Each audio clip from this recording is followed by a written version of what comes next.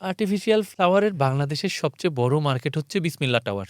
কেউ যদি এখনো উদ্যোক্তা হতে চান, বিসমিল্লা টাওয়ারে হেঁটে যাবেন। ১ থেকে ৯ তলা পর্যন্ত। কোথায় এটা বিসমিল্লাহ টাওয়ার? পুরান ঢাকা। ওকে, মানে সব দর্শকদের জন্য আরো হ্যাঁ। একটু ক্লিয়ার করার চেষ্টা তো করছি। আপনার যদি আর্টিফিশিয়ালের ফ্লাওয়ারের ব্যবসা করার ইচ্ছা থাকে, বাংলাদেশ থেকে যদি শুরু করতে চান, তাহলে পুরান ঢাকা চলে গেলেই হবে।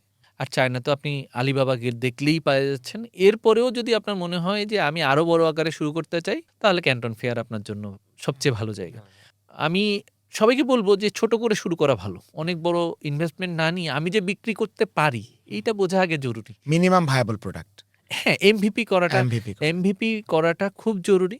কারণ আপনি যদি বিক্রি না করতে পারেন, চায়না থেকে ১ কন্টেইনার মাল আনতে যে কেউ পারে। পকেটে টাকা আছে, ইউ ক্যান ব্রিং এনিথিং। আর ক্যান ইউ সেল? এটা আমার কোয়েশ্চেন।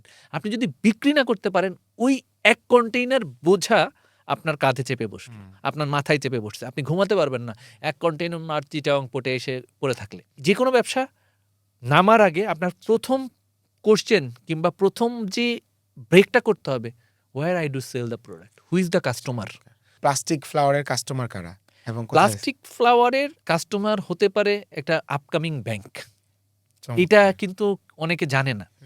একটা নতুন কোম্পানি বাংলাদেশে ঢুকেছে, তার সবগুলো অফিসে ইন্টেরিয়র হবে।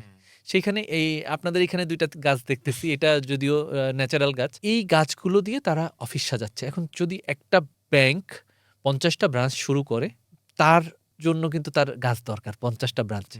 এটা হতে পারে। কিছু কিছু এটিএম বুথেও আমি দেখছি প্লাস্টিকের গাছ রাখা আছে, টব রাখা আছে।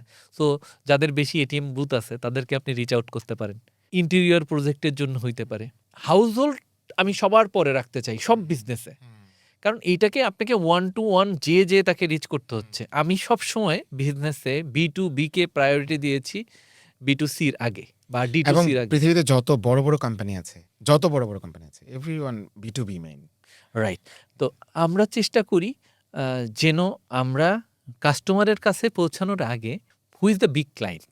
আমি যখন এখন আচার বানাই, আমরা চিন্তা করি ১ টন আচার কে কিনতে পারবে। ঢাকা শহরে ১০ জনের লিস্ট বের করি যারা ১ টন করে আচার কিনতে পারে। সো এই ১০ জনকে আমরা কিভাবে, what is their interest, what is their struggle, তাকে আমি কোথায় পাবো, কোথায় গেলে মিট করা যাবে, এই বায়ারগুলার লিস্ট করি আমরা। তা আমি ১ টন আচার মাসে লাগে এরকম মানুষগুলাকেই রিচ করার চেষ্টা করি।